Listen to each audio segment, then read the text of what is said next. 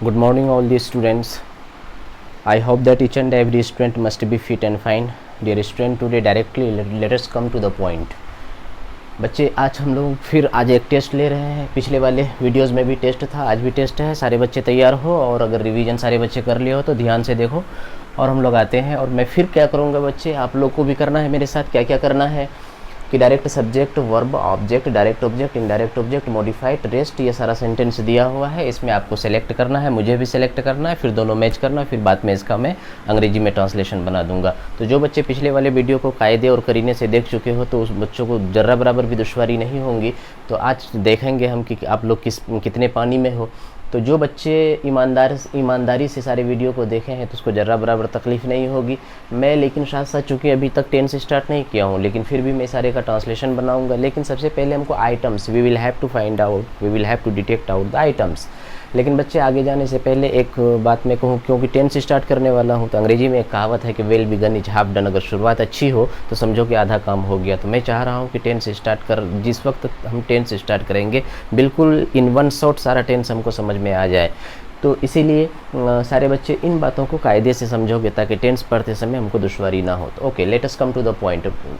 But just before coming to the point, one share I would like to share with all of you कि मजनू ने शहर छोड़ा तू सहरा भी छोड़ दे, मजनू ने शहर छोड़ा तू सहरा भी छोड़ दे, नज़ारों की हकीकत हो तो लैला भी छोड़ दे। Dear student, now first sentence is given. The first sentence में हम लोगों को सब्जेक्ट वर्ब ऑब्जेक्ट सेलेक्ट करना है। कायदे से आप सारे बच्चे देखो ध्यान से, और अगर बेहतर है कि तुम सारे बच्चे लिख लो और उसके बाद फिर सेलेक्ट करो, मेरे से मैच करो। कि सेंटेंस पहला दिया हुआ है कि हम लोगों को धमकी देने के लिए कुछ गुंडे शहर के बाहर से आया है। तो अब फटाफट देखो कि इसमें क्या लिखा हुआ है। सब्जेक्ट कौन है कि हम लोगों को धमकी देने के लिए कुछ गुंडे शहर के बाहर से आया है। तो आया कौन है भाई, देखो तो कुछ गुंडे आया है, तो ये वर्ब है और ये सब्जेक्ट है। और शहर के बाहर से बताए हैं से वाला, ये क्या है जी, रेस्ट है। अब आगे देखो कि कुछ गुंडे शहर के बाहर से जो आया है तो क्या करने के लिए, तो धमकी देने के लिए। धमकी यानी थ्रेट, धमकी देने के लिए ये क्या है, ये मॉडिफाइड ऑब्जेक्ट है। और ये धमकी जो देगा तो किन लोगों को, तो हम लोगों को। असर किन पर पड़ेगा, इन पर। और जिस पर असर पड़ता है वो क्या कहलाता है, ऑब्जेक्ट कहलाता है। तो इस लिहाज से ऑब्जेक्ट हो गया। नेक्स्ट सेंटेंस, कुछ गरीब लोगों को खुश करने के लिए भारत सरकार अगले महीने में एक योजना बनाएगी। तो अब देखो योजना कौन बनाएगी, तो भारत सरकार बनाएगी। ये क्या है, सब्जेक्ट। और बनाएगी ये क्या है जी, वर्ब है।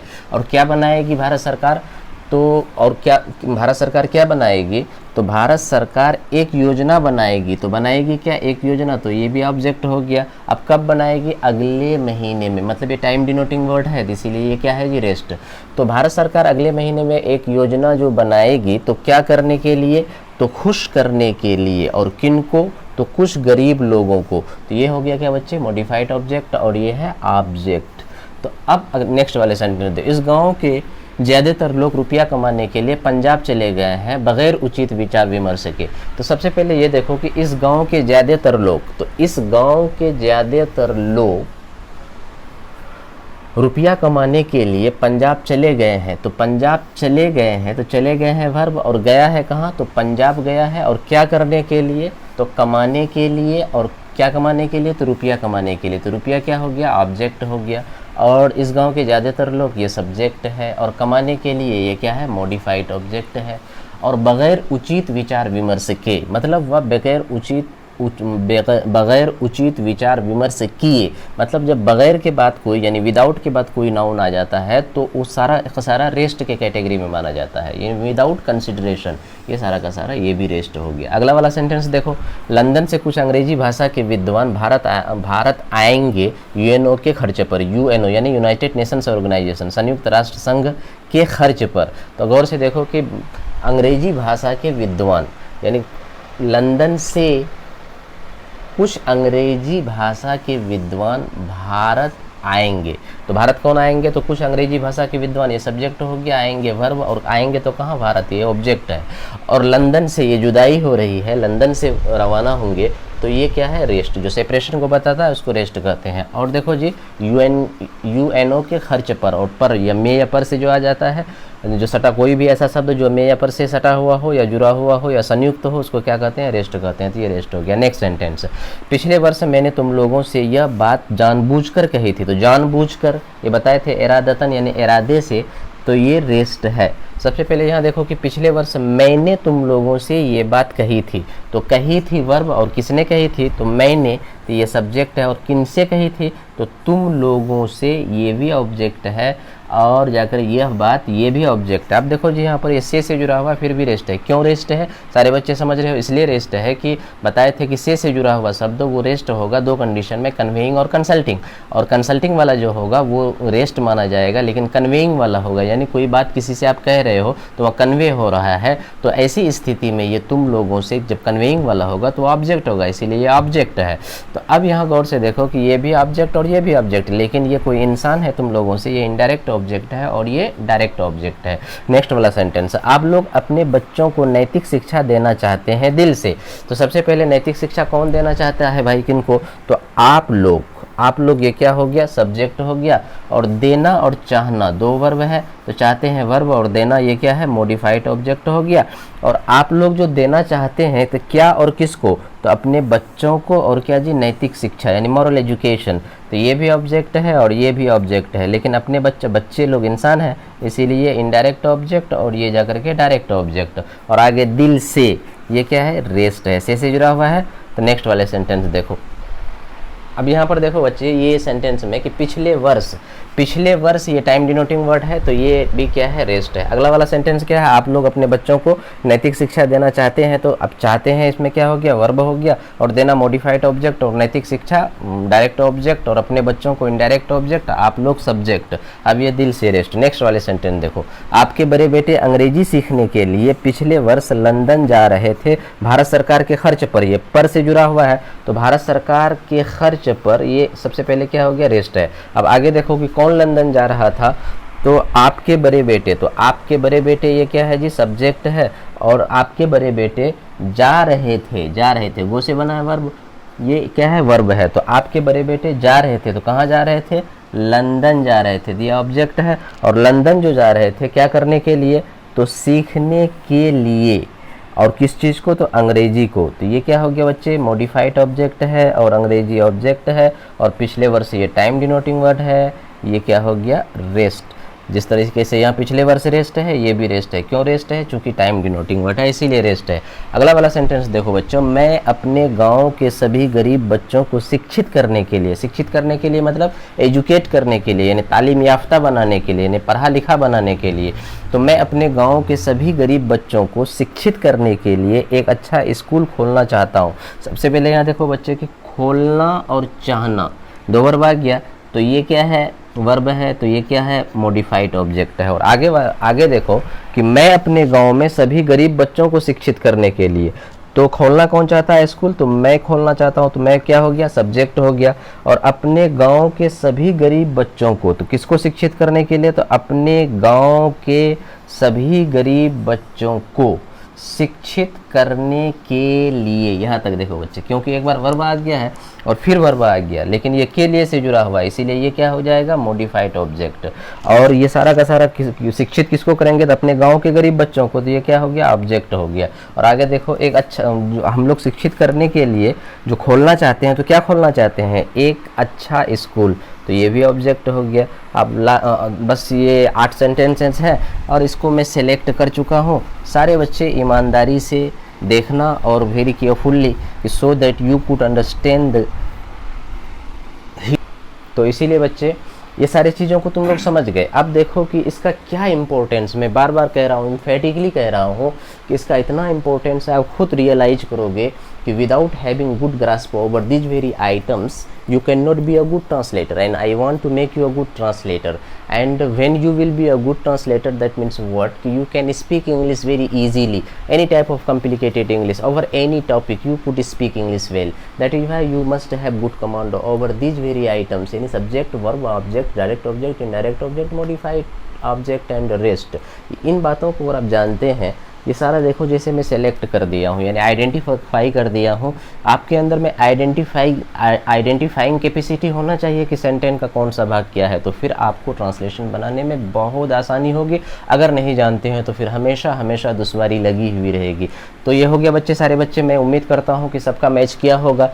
और इसमें कोई ऐसा बच्चा ऐसा हो और वो ये बोले कि मेरा मैच नहीं कर रहा है, जिसका ये मतलब है कि आप पिछले वाले वीडियोस को ईमानदारी से नहीं देखे हो। मैं गारंटी के साथ कहता हूँ कि जो बच्चे सारे वीडियोस को पिछले वाले ईमानदारी से देख लिए हैं, उससे यहाँ गलती हो तो मैं मान ही नहीं सकता हूँ। I can never believe that कि anybody who has just seen all the videos very well carefully and they will commit mistake और he will commit mistake. I can never believe over that point. That is why each and every student, again I am just personally request you all student, please watch all the videos very consistently and regularly, then forever throughout your lifetime you will not have any difficulty at all. That is why I think I want to make you something special. If you want to be something special, then a special type of attention must be paid by you student. Only then I can give you guarantee that in future you will be such types of student that especially in the field of English you will not have face any difficulty. That is why I think you must keep on watching and you must keep on sharing this video so that others could also get benefited from this very videos uploaded in this very YouTube channel, that is Oxford Union English. तो मैं एक बार और बता देता हूँ बच्चे सारे English को बनाने से पहले, जैसा कि आप सारे बच्चे जान रहे हैं Oxford union English the name of this channel, और इस चैनल में इनकलाबी सीरीज अभी जारी है और अभी इनकलाबी सीरीज ए जारी है। और आज का जो वीडियो है बच्चे, ये 21वां यानी 21वां वीडियो है। इससे पहले का मतलब क्या हुआ कि 20 वीडियोस अपलोडेड हैं, वो सारे वीडियोस को सारे बच्चे कायदे से देखना, सब्सक्राइब करना, ज़्यादा से ज़्यादा शेयर करना ताकि दूसरे बच्चे भी फ़ायदा उठा सके। जो अंग्रेजी सीखने का वाकई शौकीन बच्चा है लेकिन उसको अच्छे टीचर नहीं मिल रहे हैं, तो आप उनकी मदद कर देते हो, तो ये भी एक सवाब का काम है। इसलिए कि विवेकानंद ने कहा है कि service to man is service to God. आप इंसानियत की मदद करते हो, जिसका मतलब है आप ऊपर वाले की मदद करते हो। That is why each and every student I personal request you keep on sharing the videos to a great extent to a great large number of student.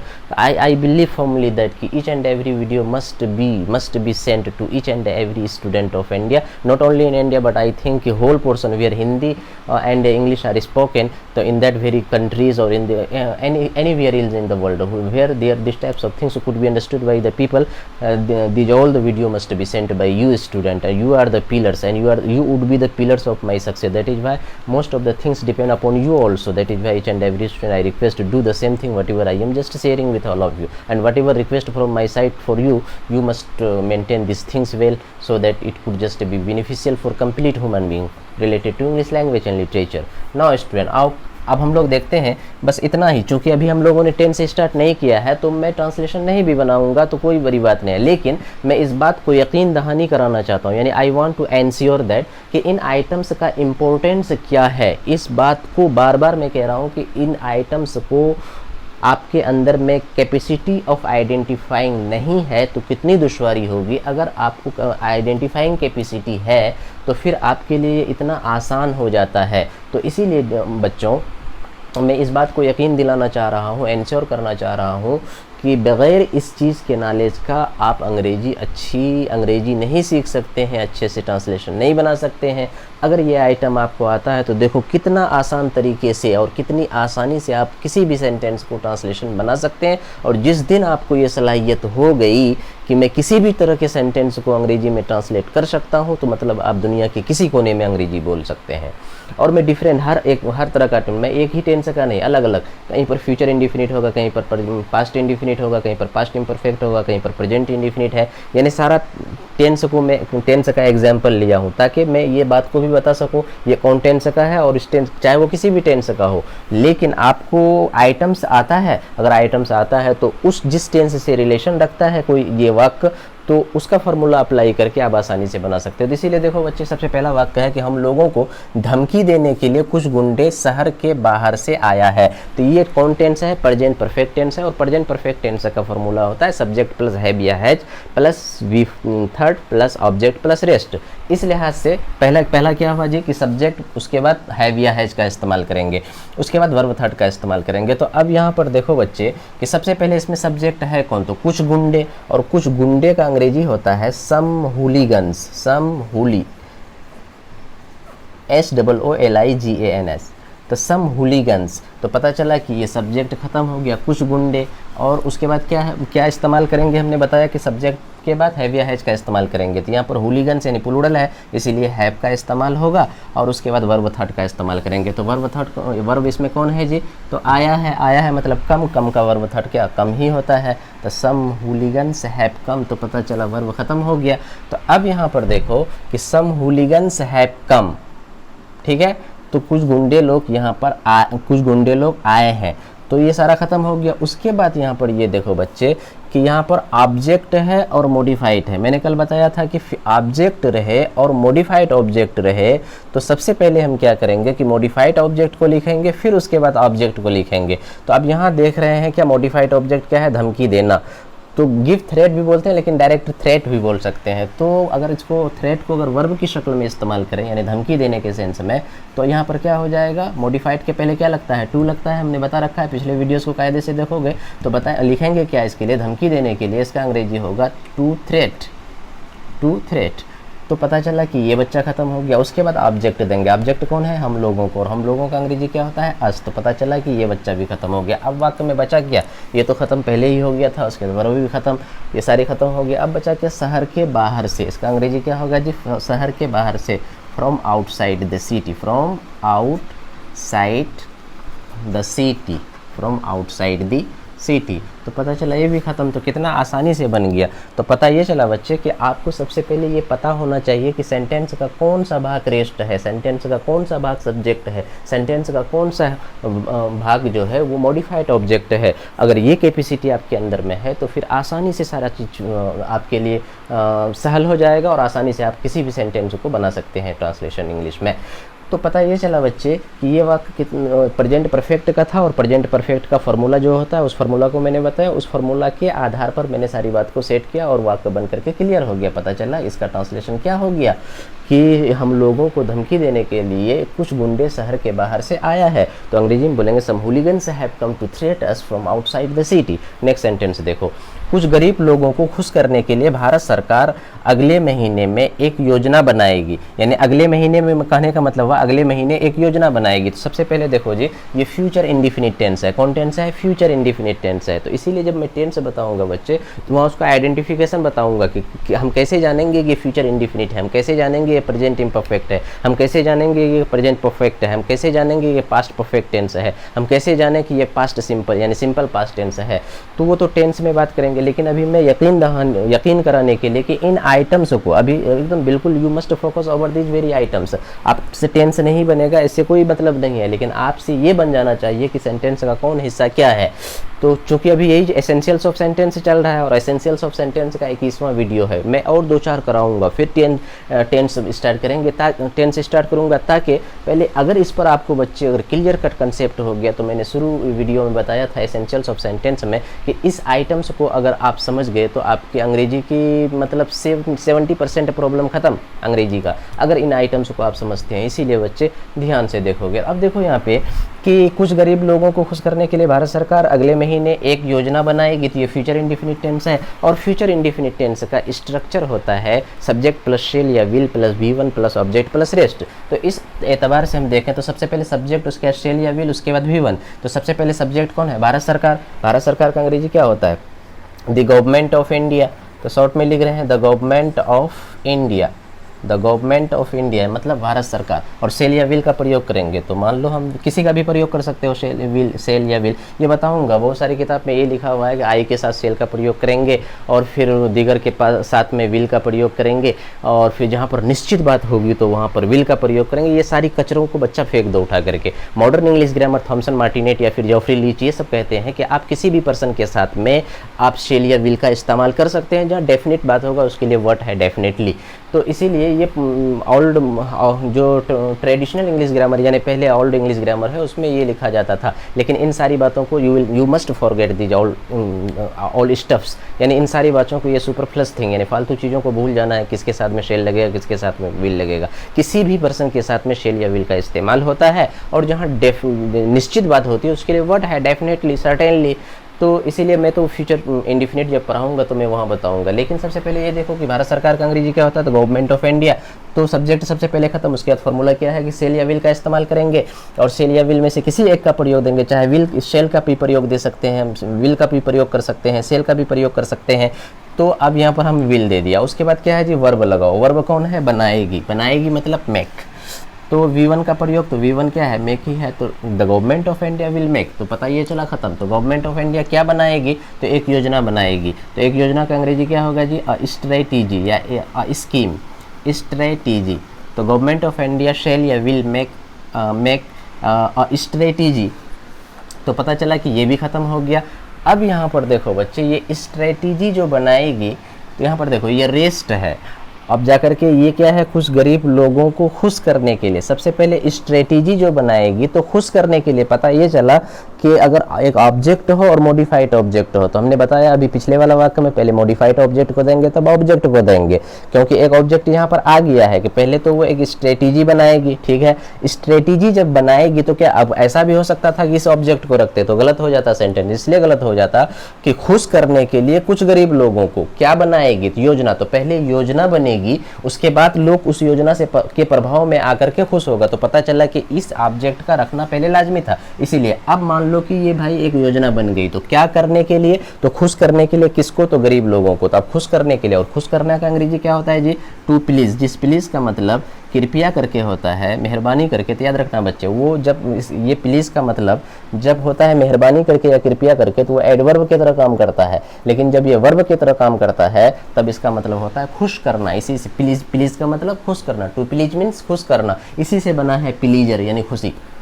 तो देखो बच्चे, तो ये खत्म हो गया। अब उसके बाद आया कुछ गरीब लोगों को, तो to please some poor people, to please some poor people, people जो बोलो, तो पता चला कि ये बच्चा भी खत्म, ये खत्म, ये खत्म, ये खत्म, ये खत्म, ये खत्म। अब क्या बच्चा जी अगले महीने में, अगले महीने मतलब अगले महीने में का मतलब हुआ अगले महीने, तो नेक्स्ट मंथ। तो अब देखो बच्चे ये सेंटेंस कितना लंबा है लेकिन कितना आसानी से बन गया कि कुछ गरीब लोगों को खुश करने के लिए भारत सरकार अगले महीने एक योजना बनाएगी। तो क्या आ गया कि the government of India will make a strategy to please some poor people next month, हो गया। अगला वाला वाक्य को देखो, इस गांव के ज्यादातर लोग रुपया कमाने के लिए पंजाब चले गए हैं बगैर उचित विचार विमर्श के। सबसे पहले देखो जी चले गए हैं मतलब प्रेजेंट परफेक्ट टेंस है, प्रेजेंट परफेक्ट मतलब सब्जेक्ट प्लस हैव या has plus V third plus object plus rest. तो सबसे पहले सब्जेक्ट, उसके बाद हैव या हैज का इस्तेमाल करेंगे, लेकिन यहाँ पर सब्जेक्ट कौन है, इस गाँव के ज्यादातर लोग यानी most of the people of this village. इसका अंग्रेजी क्या होगा जी most of the people of this village, most of the people of this village. देखो जी इस गांव के ज्यादातर लोग, तो अंग्रेजी क्या हुआ most of the people of this village. इस स्कूल के ज्यादातर विद्यार्थी, most of the students of this school. बोलेंगे तुम्हारे गांव के ज्यादातर लोग, तो most of the people of your village. तो ये अंग्रेजी बोलने के लिए सीखो। बोलेंगे क्या कि उस स्कूल के ज्यादातर लड़कियां, तो most of the girls of that school. इस स्कूल के ज्यादातर टीचर, तो most of the teachers of this school, ठीक है ना। तो उसी तरीके से इस गांव के ज्यादातर लोग, तो most of the people of this village. तो पता चला क्या कि सब्जेक्ट खत्म हो गया और टेंस कौन है प्रेजेंट परफेक्ट टेंस है, और प्रेजेंट परफेक्ट का फॉर्मूला क्या सब्जेक्ट पर हैव या हैज का प्रयोग करते हैं, लेकिन सब्जेक्ट में देखो क्या आ गया है पीपल आ गया है और इसको प्लूरल माना जाता है, इसीलिए इस्तेमाल क्या होगा हैज नहीं होगा हैव होगा। तो और उसके बाद हैव या हैज के बाद वर्ब का इस्तेमाल करेंगे। तो इस वाक्य में वर्ब कौन है जी चले गए हैं, मतलब गो से बना है, चले गए हैं तो हैव गॉन, और चले जो गए हैं तो कहाँ गए हैं पंजाब, तो to Punjab, have gone to Punjab. तो पता चला ये भी खत्म, ये भी खत्म। तो अब यहाँ पर देखो ये भी खत्म हो गया, ये भी खत्म हो गया, ये भी खत्म हो गया। तो पंजाब जो, अब देखो बच्चे यहाँ पर फिर एक तो आ गया ऑब्जेक्ट और एक सबसे पहले पंजाब जाएगा तब रुपया कमाएगा। हालांकि यहाँ पर देखो जी पंजाब भी ऑब्जेक्ट है, ये भी ऑब्जेक्ट हो। Now apply your common sense, अपना कॉमन सेंस लगाओ बच्चे कि ये भी ऑब्जेक्ट है, ये ऑब्जेक्ट है। तो पहले इस ऑब्जेक्ट को यहाँ पर अगर हम दे देते तो क्या वाक्य सही होता, बिल्कुल गलत हो जाता है। इसलिए गलत होता है, आप सबसे पहले अपना कॉमन सेंस को अप्लाई करो। पहले पंजाब पहुँचेगा, फिर पंजाब में काम करेगा, तब फिर रुपया आएगा। तो पता चला कि इस पहले रुपया ही हो जाता तो फिर पंजाब जाने की क्या ज़रूरत थी। तो पता चला कि इस ऑब्जेक्ट को पहले लिखना लाजमी है। By applying your common sense you can just realise that yes this object must be put first then this object, because until and unless you go to Punjab that means there no matter to just earn money at all. तो इसीलिए सबसे पहले पंजाब गया, और पंजाब जो गया तो क्या करने के लिए, तो रुपया कमाने के लिए। हमने फिर ये बताया था कि ऑब्जेक्ट और मॉडिफाइड ऑब्जेक्ट हो तो पहले मॉडिफाइड का इस्तेमाल होता है फिर ऑब्जेक्ट का इस्तेमाल होता है। तो मॉडिफाइड क्या है जी कमाने के लिए, और कमाना का अंग्रेजी क्या होता है टू अर्न, कमाना का अंग्रेजी क्या होता है? अर्न, लेकिन चूंकि मॉडिफाइड है इसीलिए इससे पहले क्या लगा दिया? टू लगा दिया, पता चला ये खत्म। अब क्या कमाने के लिए? तो रुपया, तो टू अर्न मनी। अब यहाँ पर देखो जी बच्चे, तो ये भी खत्म हो गया, सारा चीज़ तो खत्म हो गया। अब पता चला कि बगैर उचित विचार विमर्श के, हमने भी बताया था कि ये क्या है जी, बगैर के बाद कोई भी ऐसा वर्ड आए तो वो रेस्ट की तरह काम करता है। और बगैर का अंग्रेजी, बगैर मतलब के बगैर, तो बगैर उचित विचार विमर्श के, तो बगैर का अंग्रेजी क्या होता है? विदाउट, यानी जिसको विदाउट भी बोलते हैं, राइट प्रोनाउंस। अगर ब्रिटिश स्टाइल में बोलोगे तो विदाउट, और अमेरिकन स्टाइल में बोलोगे तो विदाउट। तो आप बोलो कि विदाउट उचित विचार विमर्श के, तो उचित विचार विमर्श, विचार विमर्श का क्या होता है? डेलिब्रेशन या कंसिडरेशन। तो अगर हम कंसिडरेशन ही दें और उचित के लिए ड्यू का इस्तेमाल करते हैं, DUE, तो बोलेंगे to earn money without due consideration या डेलिब्रेशन। ड्यू कंसिडरेशन क्या है बच्चे? Due consideration. देखो कंसिडरेशन का स्पेलिंग CONSIDERATION। ये सारे वर्ड को भी याद करते जाओगे, मैं रिक्वेस्ट करता हूँ प्लीज़ सारे स्टूडेंट। मैं जितना सेंटेंस दे रहा हूँ, और फिर खास करके आप देखो कि पूरा कंप्लीट डिक्शनरी को याद करना, कंप्लीट डिक्शनरी को याद करना ये एक इंसान के लिए, हालांकि जो कुछ भी इंसान चाह ले तो आराम से कर सकता है। यानी अंग्रेजी में कहावत है, nothing impossible in this world if you determine. मुश्किल नहीं है कुछ भी अगर ठान लीजिए, लेकिन पूरे डिक्शनरी का वर्ड को याद करना ये थोड़ा आउट फीलिंग हो रहा है, बेवकूफ़ी वाली बात है। लेकिन क्या है कि आप जितना भी वर्ड्स है जो दैनिक जीवन में यानी डे टू डे लाइफ में इस्तेमाल होता है, और हम किताब पढ़ते हैं, चाहे वो फिलोसफी की किताब हो या फिर इकोनॉमिक्स की किताब हो या फिर इंग्लिश लिटरेचर हो, जो ज़्यादातर हमको बिल्कुल हमेशा अगर किसी किताब को पढ़ते हैं या फिर कभी कभी पढ़ते हैं, जो एकदम बिल्कुल यूज्ड वर्ड्स है, जो एक आना चाहिए। तो इसीलिए बच्चे जो दैनिक जीवन में बहुत ज़्यादा बोल चाल के भाषा में इस्तेमाल होता है, तो ऐसे वर्ड को मैं जानबूझ के दे रहा हूँ, क्योंकि मिलियंस एंड ट्रिलियंस वर्ड है, सबको याद करना जरूरी नहीं है। 10 से 15 हज़ार वर्ड अगर आ जाए तो आप दुनिया के किसी कोने में आप अंग्रेजी बोल सकते हो। तो इसीलिए बच्चे हमेशा याद रखोगे कि मैं जितना भी वर्ड को, नया नया वर्ड को जानबूझ करके दे रहा हूँ। जैसे बोलेंगे उचित विचार विमर्श के, तो आप इसका अंग्रेजी क्या बोलेंगे? विदाउट ड्यू डेलिब्रेशन या विदाउट ड्यू कंसिडरेशन। उसी तरीके से कल वाली वीडियो में मैं बताया था कि छेड़खानी करना का अंग्रेजी क्या होता है जी। छेड़खानी का सिर्फ अंग्रेजी मोलेस्टेशन, लेकिन छेड़खानी करना यानी वर्ब की शक्ल में मोलेस्ट। तो इन बातों को आप याद रखोगे सारे बच्चे। अब देखो जी अगला वाला, हाँ, तो इस वाक्य का क्या हुआ ट्रांसलेशन कि इस गांव के ज़्यादातर लोग रुपया कमाने के लिए पंजाब चले गए हैं बगैर उचित विचार विमर्श के। तो अंग्रेजी में क्या हुआ कि most of the people of this village have gone to Punjab, और क्या करने के लिए? टू अर्न मनी, और अर्न मनी करने के लिए गए हैं, लेकिन बगैर विचार विमर्श के अभी जाना चाहिए या नहीं जाना चाहिए था, वहाँ का पॉलिटिकल कंडीशन कैसा है। तो कभी कभी बगैर उचित विचार विमर्श के लोग कुछ कर बैठते हैं। तो ऐसी कंडीशन में क्या बोलेंगे कि most of the people of this village have gone to Punjab to earn money without due consideration. आप बोलेंगे तुमने ये कार बगैर उचित विचार विमर्श के खरीद लिया है, बोलेंगे you have bought this car without due consideration, without due deliberation. तो समझ में आ गई बात बच्चे। अगला वाला वाक्य देखो कि लंदन से कुछ अंग्रेजी भाषा के विद्वान भारत आएंगे। तो गौर से देखना कि लंदन से कुछ अंग्रेजी भाषा के विद्वान भारत आएंगे UNO के खर्च पर, यानी यूनाइटेड नेशंस ऑर्गेनाइजेशन के खर्च पर। तो आप सबसे पहले देखो जी आएंगे, मतलब ये फ्यूचर इंडिफिनिट यानी सिंपल फ्यूचर है, यानी फ्यूचर टाइम को बताता है। इसमें तो बताऊंगा मैं बाद में कि टाइम एंड टेंस में क्या डिफरेंस है, वो अलग चैप्टर है। लेकिन सिंपली अभी जो ट्रेडिशनली बच्चा सीखते हैं तो मैं उस आधार पर बता रहा हूँ, और कायदे से समझोगे तुम लोग सारे बच्चे कि सबसे पहले देखो जी फ्यूचर इंडिफिनिट टेंस। और फ्यूचर इंडिफिनिट टेंस का फॉर्मूला अभी मैंने बताया ऊपर वाला में, सेल या विल वाला में क्या बताया कि सब्जेक्ट प्लस सेल या विल का इस्तेमाल करेंगे, उसके बाद V1, यानी याद रखना सेल और विल के बाद हमेशा V1 आएगा। तो सब्जेक्ट प्लस सेल या विल प्लस V1, उसके बाद अगर कोई ऑब्जेक्ट है तो ऑब्जेक्ट को देंगे, नहीं है तो कोई बात नहीं, अगर रेस्ट है तो फिर रेस्ट देंगे, नहीं है तो कोई बात नहीं। तो सबसे पहले इस वाक्य को उस आधार पर देखते हैं कि सबसे पहले सब्जेक्ट और सेल या विल का इस्तेमाल करेंगे। तो इसमें सब्जेक्ट कौन है? तो कुछ अंग्रेजी भाषा के विद्वान, कुछ अंग्रेजी भाषा के विद्वान। तो विद्वान का अंग्रेजी क्या होता है बच्चों? इंटेलेक्चुअल्स। विद्वान का अंग्रेजी क्या होता है? इंटेलेक्चुअल। तो कुछ अंग्रेजी भाषा के विद्वान, तो some intellectuals of the English language. क्या बोलेंगे बच्चों? इसका अंग्रेजी में क्या होगा? Some intellectuals of the English language, सब intellectuals of the English language. यहाँ पर आर्टिकल क्यों लगा बच्चे मैं बाद में बताऊंगा। Some intellectuals of the English language, तो पता चला ये सब्जेक्ट खत्म और शेल या विल का प्रयोग करेंगे। मान लो यहाँ पर ऊपर में विल दिए थे, यहाँ पर शेल दे देंगे।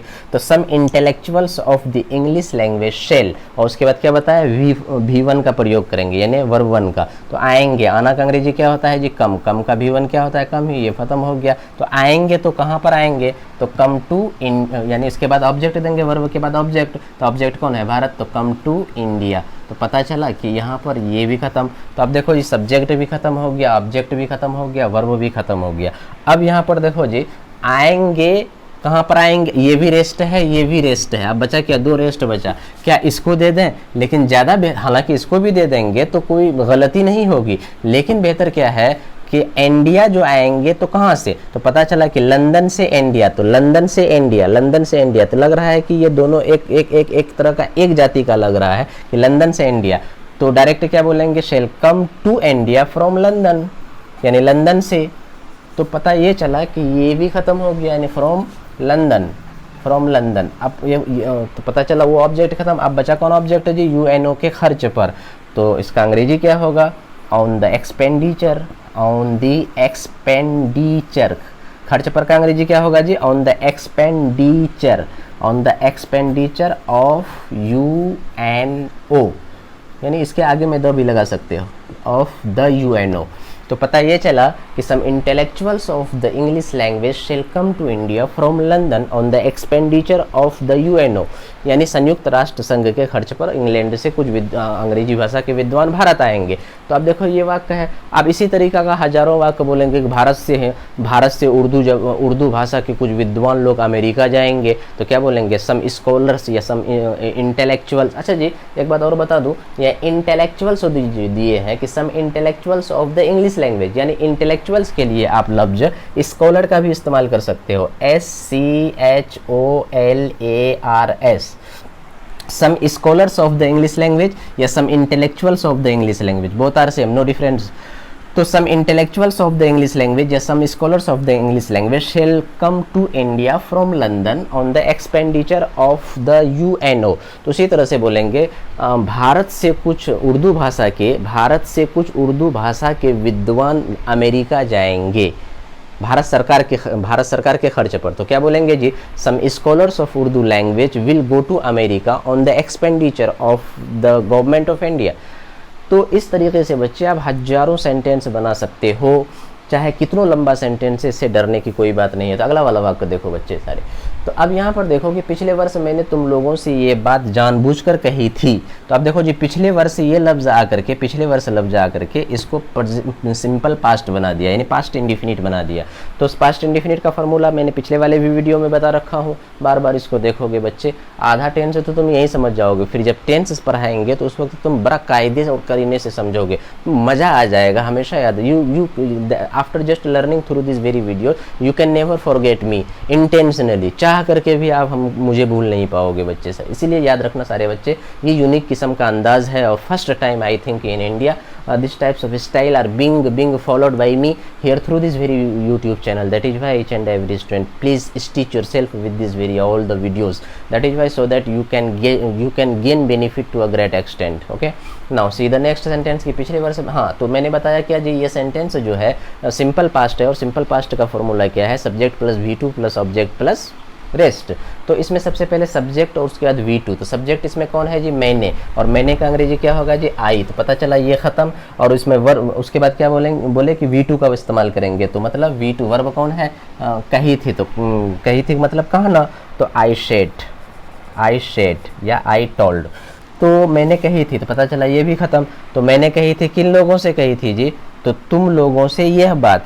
तो ये इनडायरेक्ट ऑब्जेक्ट है, डायरेक्ट ऑब्जेक्ट मैंने बता चुका हूँ तुम लोगों को कि जनरली हम लोग क्या करेंगे जी, इनडायरेक्ट का इस्तेमाल करते हैं, बाद में डायरेक्ट का। अगर डायरेक्ट को पहले देंगे, इनडायरेक्ट को बाद में, तो प्रीपोजिशन टू का इस्तेमाल। लेकिन यहाँ हम सिंपली इनडायरेक्ट को पहले रखते हैं। तो आई सेड टू यू, तो पता चला कि ऑब्जेक्ट भी खत्म हो गया। अब उसके बाद क्या हुआ जी, अब एक ऑब्जेक्ट और बच गया। क्या बच गया, यह बात। तो this thing, I said to you this thing।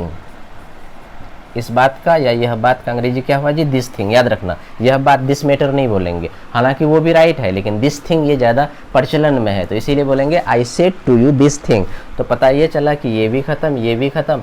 अब यहाँ पर देखो बच्चे कि क्या है, पिछले वर्ष और जानबूझ करके, तो वो भी ऑब्जेक्ट है, वो भी ऑब्जेक्ट, लेकिन टाइम डिनोटिंग वर्ड जो अक्सर होता है तो वो लास्ट में देते हैं या फिर शुरू में रख देते हैं, लेकिन कोमा का इस्तेमाल कर देते हैं। तो I said to you this thing, तो पता चला इसको तब रखना है उस हिसाब से, जैसे कि बोले मैं टाइम डिनोटिंग वर्ड को आखिर में लास्ट में रखते हैं अक्सर, तो जानबूझकर। और तो पता ये रेस्ट को रखेंगे, तो ये रेस्ट का अंग्रेजी जानबूझकर का अंग्रेजी क्या होता है जी, इंटेंशनली। इंटेंशनली सारे बच्चे याद करोगे, जानबूझकर का अंग्रेजी क्या हुआ जी, इंटेंशनली, या फिर दूसरे अंग्रेजी में इसको बोल सकते हैं डेलिबरेटली। क्या बोलेंगे बच्चों, याद रखना सारे बच्चे, क्या जानबूझकर का अंग्रेजी क्या, इंटेंशनली। या अच्छा, जानबूझकर क्या मतलब हुआ जी, इरादतन, यानी इरादा करते हुए, इरादतन या जानबूझकर, उसका अंग्रेजी क्या है, इंटेंशनली, और या फिर डेलिबरेटली। तो पता चला ये बच्चा भी ख़त्म। अब बचा लास्ट में क्या जी, पिछले वर्ष, और पिछले वर्ष का अंग्रेजी क्या होता है, लास्ट ईयर। तो पता चला ये सेंटेंस खत्म। आगे देखो, आप लोग अपने बच्चों को नैतिक शिक्षा देना चाहते हैं दिल से। तो सबसे पहले देखो जी, नैतिक शिक्षा देना चाहते हैं, कौन टेंस है, सिंपल प्रेजेंट। सिंपल प्रेजेंट मतलब प्रेजेंट इंडिफिनिट। तो प्रेजेंट इंडिफिनिट है, इसका फॉर्मूला क्या है, सब्जेक्ट प्लस V1 या V5 plus object plus rest. अगर मॉडिफाइड है तो सब्जेक्ट प्लस V1 या V5 प्लस उसके बाद, यानी सब्जेक्ट के बाद V1 या V5, उसके बाद फिर मॉडिफाइड ऑब्जेक्ट, फिर रेस्ट। तो इस लिहाज से देखते हैं यहाँ पर, तो आप लोग अपने बच्चों को नैतिक शिक्षा देना चाहते हैं। सबसे पहले सब्जेक्ट कौन है, तो आप लोग का अंग्रेजी क्या होता है, यू। तो पता चला ये खत्म। उसके बाद वर्ब देंगे, वर्ब क्या है जी, चाहना। चाहना का अंग्रेजी क्या होता है, वांट। और यहाँ पर V1 लगेगा क्योंकि सब्जेक्ट क्या है, सेकेंड पर्सन यानी यू है, यू के साथ हमेशा क्या लगता है, V1 लगता है। पता चला कि ये वही खत्म हो गया। अब उसके बाद क्या है जी, आप देखो यहाँ पर ऑब्जेक्ट है, यानी चाहे डायरेक्ट ऑब्जेक्ट हो या इनडायरेक्ट ऑब्जेक्ट, तो ऑब्जेक्ट है। अब लेकिन यहाँ पर क्या है, मॉडिफाइड ऑब्जेक्ट। तो हमने बताया क्या कि वाक्य में ऑब्जेक्ट हो और मॉडिफाइड ऑब्जेक्ट है, तो पहले मॉडिफाइड ऑब्जेक्ट को रखेंगे। और मॉडिफाइड ऑब्जेक्ट मतलब यहाँ क्या है जी, देना। और देना का अंग्रेजी क्या होता है, गिव। लेकिन यहाँ पर क्या है कि गिव के जगह अगर प्रोवाइड का इस्तेमाल करते हैं तो ये ज़्यादा बेटर है। तो यानी ये यू वांट टू प्रोवाइड, यानी टू गिव या टू प्रोवाइड। तो यहाँ पर मैं समझता हूँ कि गिव के बदले में प्रोवाइड ज़्यादा बेटर है। तो यू वांट टू प्रोवाइड,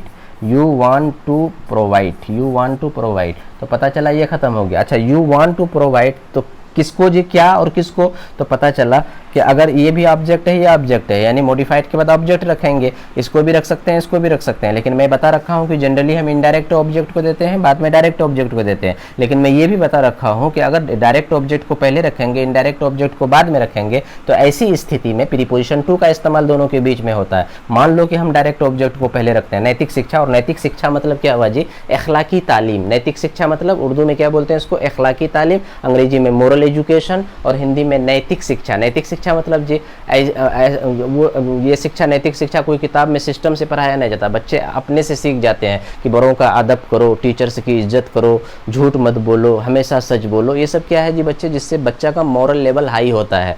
तो यानी मॉरलिटी उसका बिल्कुल गिरे नहीं, डाउनफॉल ना हो उसका मॉरलिटी, मॉरली वो अपग्रेडेड हो। तो ऐसे शिक्षा को क्या बोलते हैं, नैतिक शिक्षा बोलते हैं। और नैतिक शिक्षा को अंग्रेजी में क्या बोलते हैं जी, मॉरल एजुकेशन। तो यू वांट टू प्रोवाइड, अगर इसको मैं पहले रख रहा हूँ यानी नैतिक शिक्षा, तो यानी मोरल एजुकेशन, तो पता चला कि you want to provide moral education, यानी ये यहाँ से यहाँ तक जो मोरल एजुकेशन, ये डायरेक्ट ऑब्जेक्ट है, इसको पहले रखें। अब इनडायरेक्ट ऑब्जेक्ट को रखते हैं इधर, तो पता चला क्या कि दोनों के बीच में तब प्रीपोजिशन टू लगेगा, यानी टू लग, मोरल एजुकेशन यानी डायरेक्ट ऑब्जेक्ट के बाद आप टू दो, और उसके बाद तब इनडायरेक्ट ऑब्जेक्ट को अपने बच्चों को। तब अपना का अंग्रेजी क्या होगा जी, क्योंकि सब्जेक्ट यू आ गया तो अपना का अंग्रेजी क्या हो जाएगा, योर चिल्ड्रेन। तो यू तो क्या हो गया जी, you want to provide moral education to your children या ऑफ स्प्रिंग। तो पता चला कि ये बच्चा भी खत्म, ये बच्चा भी खत्म। अब बचा क्या जी, दिल से, रेस्ट। तो रेस्ट बचा दिल से, और दिल से का अंग्रेजी क्या होता है, एट हार्ट। मैं उम्मीद करता हूँ कि सारे लोग बड़ी गहराई से समझ रहे होंगे। बच्चे समझना, अब ये चीज़ फिर दोबारा तुमको कहीं पर नहीं मिलेगा। अब मैं चैलेंज करता हूँ, किसी भी वीडियो, जितने बहुत सारे हज़ारों वीडियोस अपलोडेड हैं अंग्रेजी सीखने के लिए, अब कहीं पर सर्च करो, कहीं पर आपको नहीं मिलेगा। मैं उम्मीद करता हूँ कि सारे बच्चे कायदे से समझना, इसको बार बार सुनना और फिर एक नोट बना लेना, और नोट बना के फिर देखो, फिर अपने से हिंदी सेंटेंसेस को तुम अपने से लिखो, फिर उसका पहले सेलेक्ट करो कौन सेंटेंस का कौन सा पार्ट क्या है, सेलेक्ट करके फिर अंग्रेजी उसका बनाओ। तो ऑटोमेटिकली क्या होगा कि कुछ दिन यानी after some days you will realise yourself that these are golden things and these all the rules and regulation must be disseminated to other student to be highly benefited। तो इसको दूसरों तक भी पहुंचाना बच्चे, सब आपकी नीयत से, और फिर अपना भी सीखना, और इस चीज़ों को अगर तुम सीख गए तो अंग्रेजी का प्रॉब्लम हमेशा हमेशा के लिए गॉन। तो अब देखो बच्चे अगला वाला वाक्य क्या है, आपके बड़े बेटे अंग्रेजी सीखने के लिए पिछले वर्ष लंदन जा रहे थे भारत सरकार के खर्च पर। गौर से देखना, लंदन जा रहे थे मतलब पास्ट है, और पास्ट का क्या है जी, पास्ट का कंटिन्यूअस है, यानी पता चला पास्ट कंटिन्यूअस टेंस। तो पास्ट कंटिन्यूअस टेंस का फॉर्मूला क्या है, सब्जेक्ट प्लस वज या verb plus V4 plus object plus rest. अगर मॉडिफाइड है तो सब्जेक्ट प्लस वज या verb plus V4 plus modified object, उसके बाद फिर ऑब्जेक्ट, फिर उसके बाद रेस्ट। तो पता ये चला कि इसमें सब्जेक्ट कौन है, आपके बड़े बेटा। तो और आपके बड़े बेटे का अंग्रेजी क्या होगा जी, योर एल्डर सन। बोलो मेरे साथ, योर एल्डर सन। पता चला ये खत्म। और योर जा रहे थे, तो अभी क्या बताया मैंने, सब्जेक्ट के बाद वज या वर्ब का प्रयोग होगा, लेकिन यहाँ पर योर एल्डर सन मतलब थर्ड पर्सन सिंगुलर नंबर है, इसीलिए क्या क्या प्रयोग होगा जी, वज और वच। और उसके बाद मैंने क्या बताया कि उसके बाद वर्ब का इस्तेमाल होगा। वर्ब क्या है इस वाक्य में, देखो कि जा रहे थे, और जाना का अंग्रेजी क्या होता है जी, गो, और गो का वर्ब फॉर्म क्या होता है जी, गोइंग। तो क्या बोलेंगे, योर एल्डर सन वज गोइंग। अच्छा, जा रहे थे, कहाँ जा रहे थे, सबसे पहले क्योंकि जहाँ जा रहे थे वहाँ जाएगा, तब फिर वो अंग्रेजी भाषा को सीखेगा। पता ये चला कि यहाँ पर अंग्रेजी भी ऑब्जेक्ट है और जाकर लंदन भी ऑब्जेक्ट है, उस ऑब्जेक्ट को लिख देंगे तो ये गलत हो जाएगा। Now this is the moment to apply your brain. यहाँ पर दिमाग अपना कॉमन सेंस और ब्रेन को लगाने की ज़रूरत है। पहले लंदन पहुंचेगा तब ना अंग्रेजी सीखेगा। तो पता ये चला कि पहले लंदन होगा तब फिर आगे क्या होगा देखा जाएगा। तो क्या बोलेंगे कि your elder son was going कहाँ, तो टू लंदन। तो पहले टू लंदन लिखो कि your elder son was going to London. पता ये चला बच्चे, सबसे पहले देखो ये भी खत्म हो गया, और जो क्या कहते हैं आपके बड़े बेटे, ये तो खत्म हो ही गया। अच्छा, लंदन जो जा रहा था क्या करने के लिए भाई, तो पता ये चला कि लंदन जो जा रहा था क्या करने के लिए, तो अंग्रेजी सीखने के लिए। तो पता ये चला कि फिर यहाँ पर देखो एक ऑब्जेक्ट आ गया और मॉडिफाइड ऑब्जेक्ट आ गया। तो मैं बता रखा हूँ कि अंग्रेजी जब ऑब्जेक्ट आ जाए और मॉडिफाइड ऑब्जेक्ट आ जाए तो सबसे पहले आप मॉडिफाइड ऑब्जेक्ट को लिखें। सबसे पहले मॉडिफाइड ऑब्जेक्ट यानी उसके बाद ऑब्जेक्ट। तो लंदन चले गया है क्या करने के लिए, सीखने के लिए। और सीखना का अंग्रेजी क्या होता है जी, to learn, to learn, to learn. तो पता चला ये खत्म हो गया। तो क्या लर्न, इंग्लिश। तो बोलेंगे to learn English, to learn English. तो पता चला कि ये भी, तो ये भी खत्म, ये भी खत्म, ये भी खत्म और ये भी खत्म, और ये वर्ब तो पहले खत्म हो ही चुका था। अब देखो बच्चे कि यहाँ पर क्या है, पिछले वर्ष भी रेस्ट और भारत सरकार के खर्च पर ये भी रेस्ट। अभी मैं इससे पहले वाला वाक्य में बताया हूँ कि टाइम डिनोटिंग रेस्ट जो होता है वो अक्सर लास्ट में उसको रखते हैं। तो अगर इसको लास्ट में रखें, उस फार्मूला को जहन में रख के, तो अब एक रेस्ट ये बचा कि भारत सरकार के खर्च पर। तो पहले इसको लिखेंगे। तो भारत सरकार के खर्च पर का अंग्रेजी क्या होता है, on the expenditure of the government of India, on the expenditure, on the expenditure, expenditure, on the expenditure of the government of India, of the government of India। गौर से देखना बच्चे, on the expenditure of the government of India। पता चला कि ये बच्चा खत्म। अब बचा रेस्ट कौन जी, पिछले वर्ष। और पिछले वर्ष का अंग्रेजी क्या होगा बच्चे, लास्ट ईयर। क्या होगा, लास्ट ईयर। तो पता ये चला बच्चे, ये कितना लंबा सेंटेंस है, कितना आसानी से बना, एकदम लगेगा कि जादुई अंदाज में मैं इन चीज़ों को बताया जा रहा है। These all the things are being taught to you in a magically और in a magic way. So that is why each and every student must apply your special brain to understand, because these all things are very very special, because these all things are very very special. That's why you each and every student, it is your responsibility to pay a special attention. To learn a special thing you must pay a special attention to make it more stronger, to make it more stronger. And I think these all the items, if you could be able to understand well, so I give you guarantee कि nobody can defeat you, especially in the field of English language and literature. Dear student, keep these all the items forever in your brain. and just try to transfer these all the things from your brain to the coming generation, यानी आने वाली नस्लें जो तुम्हारी होंगी, चाहे वो बेटे के शक्ल में, भाई के शक्ल में, नौकर के शक्ल में, कोई भी हो, अंग्रेजी सीखने का बहुत ज़्यादा शौकीन है, यानी वो very fond of learning English, then first of all because we all are Hindustani, with the help of Hindi language we could learn any other language in the world, that is why ये थ्रू हिंदी मीडियम, यानी through taking the support of your own mother tongue, then if you want to learn any other language, then you must have good command first of all over your own mother tongue, and until and unless you have good command over your own mother tongue, other language can be learnt, but it will you will have to face much difficulty.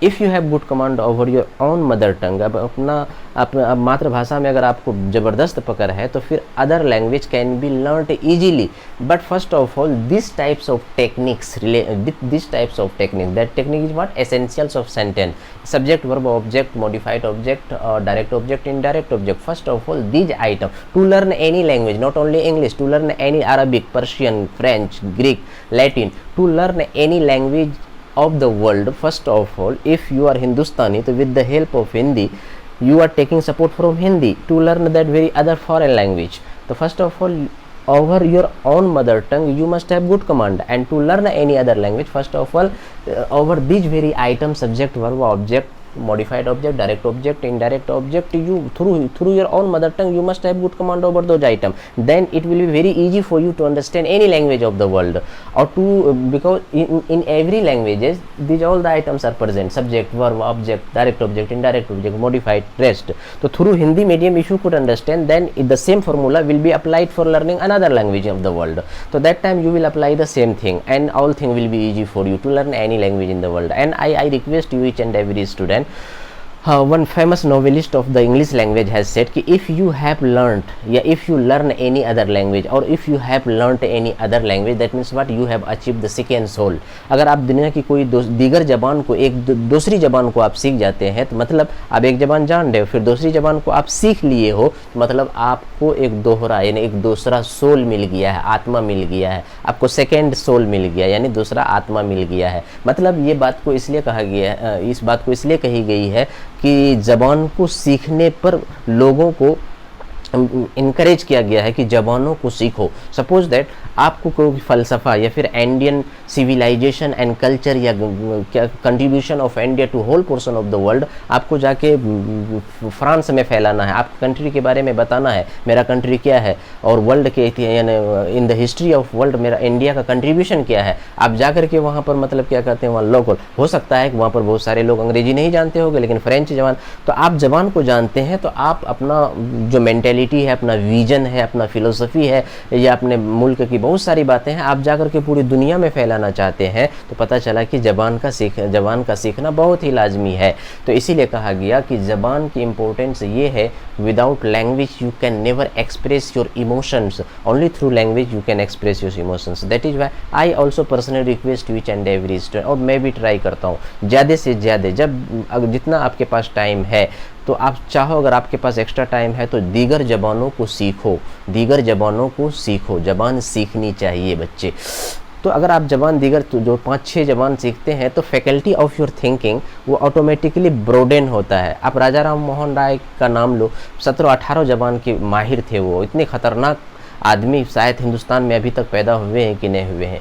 तो इसीलिए इसको कहा भी जाता है कि भारतीय पुनर्जागरण का पिता, द फादर ऑफ इंडियन रिनाशा, राजा राम मोहन राय अरबी, फारसी, इंग्लिश, लैटिन, ग्रीक, हेब्रियू बहुत सारी ज़बान जानते थे वो, तो आपको भी ज़बान जाननी चाहिए। तो देखो बच्चे, लास्ट सेंटेंस है, मैं अपने गांव के सभी गरीब बच्चों को शिक्षित करने के लिए एक अच्छा स्कूल खोलना चाहता हूं। अब देखो ये भी प्रेजेंट इंडिफिनिट टेंस है बच्चे, क्या है? सिंपल प्रेजेंट यानी प्रेजेंट इंडिफिनिट। तो सबसे पहले प्रेजेंट इंडिफिनिट का भी मैंने फॉर्मूला बताया, क्या बताया कि सब्जेक्ट प्लस V1 या V5 plus object plus rest, अगर modified object the subject plus V1 या V5 plus modified object plus object plus rest, तो इस चीज़ को फॉर्मूला में तो टेंस में बताऊंगा, लेकिन मैं अभी इसलिए बता रहा हूँ कि ताकि आप बिल्कुल सेट करो और ये आप समझो कि subject verb object rest modified का क्या इंपॉर्टेंस है ट्रांसलेशन बनाते समय। अब शुरुआत में आपको ये सेलेक्ट करना है, फिर बाद में नहीं सेलेक्ट करना, आपकी आदत एक बार बन जाएगी, फिर उसके बाद लोग सेंटेंस बोलेंगे हिंदी में या फिर किसी भी जबान में, आप अंग्रेजी में फटाफट बोलते जाओ, फटाफट बोलते जाओगे। तो इसीलिए बच्चे मैं अपने गाँव के सभी गरीब बच्चों को शिक्षित करने के लिए एक अच्छा स्कूल खोलना चाहता हूँ। ये कौन टेंस है? प्रेजेंट इंडेफिनिट यानी सिंपल प्रेजेंट टेंस है। सबसे पहले इसमें सब्जेक्ट कौन है? मैं का अंग्रेजी क्या होता है? आई। तो पता चला ये मैं खत्म हो गया। अब देखो जी इसमें वर्ब कौन है? वर्ब है इसमें क्या जी? चाहता हूँ। तो चाहना का अंग्रेजी क्या होता है? वांट। तो आई वांट, क्या बच्चे? I want. पता चला ये बच्चा खत्म। अब उसके बाद क्या है? मैं जो चाहता हूँ, सबसे पहले तुम स्कूल खोलोगे तब तो ये बच्चे मतलब शिक्षित होंगे। तो पता चला कि ये भी ऑब्जेक्ट है और ये भी ऑब्जेक्ट है। तो पहले कौन सा ऑब्जेक्ट होगा जी? ये ऑब्जेक्ट होगा, क्योंकि जब तक स्कूल खुलेगा नहीं तो गांव के गरीब बच्चे शिक्षित होंगे नहीं। तो पता चला कि if you apply your common sense then you must think, your heart will say, your brain will say that कि this object must be put first, पहले इस ऑब्जेक्ट को रखा जाना चाहिए।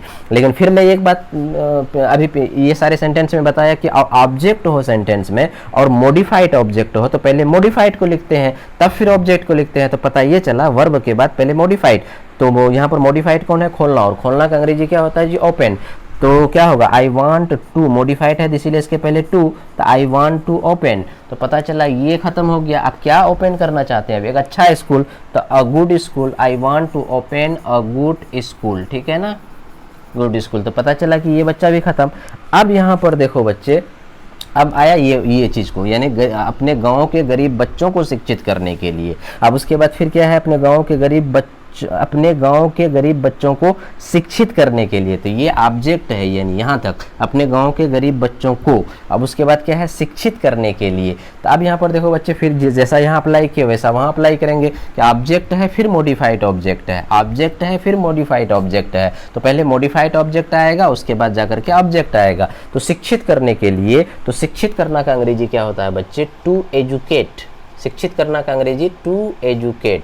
तो पता चला ये खत्म हो गया। और ये शिक्षित करने के लिए तो किसको? तो अपने गांव के गरीब बच्चों को। तो अपने गांव के गरीब बच्चों का अंग्रेजी क्या होगा जी? कि to educate the poor children. The poor children या स्टूडेंट, यहाँ पर चिल्ड्रेन ही दे दो। द पुअर चिल्ड्रेन, अपने गांव के, सब्जेक्ट आई है इसीलिए अपना का अंग्रेजी यहाँ पर क्या होगा जी? My. To educate the poor children of my village. तो पता ये चला बच्चे कि यहाँ पर देखो ये तो पहले ख़त्म था, ये पहले ख़त्म, ये भी पहले ख़त्म, उसके बाद ये भी ख़त्म। अब उस क्या कहते हैं? ये ऑब्जेक्ट था, ये भी ख़त्म हो गया। तो मैं अपने गांव के सभी गरीब बच्चों को शिक्षित करने के लिए एक अच्छा स्कूल खोलना चाहता हूँ। तो I want to open a good school to educate the poor children of my village. यहाँ पर एक बात और देखो बच्चे कि अपने गांव के सभी गरीब बच्चों, क्योंकि वहाँ पर सभी है इसीलिए क्या कर देंगे यहाँ पर? To educate all the poor children. To educate all यहाँ पर देना बच्चे, क्या देंगे? All the. तो क्या हो गया कि I want to open a good school to educate all the poor children of my village. ठीक है ना बच्चे? तो देखो कितना लंबा लंबा सेंटेंसेस है बच्चे। ये सारे चीज़ का प्रॉब्लम अब मैं उम्मीद करता हूँ कि ख़त्म हो गया होगा। इसीलिए right now I am going to just conclude this very video of today and just wishing you all the best, and I think you each and every student must revise again and again, dear student. Thank you very much.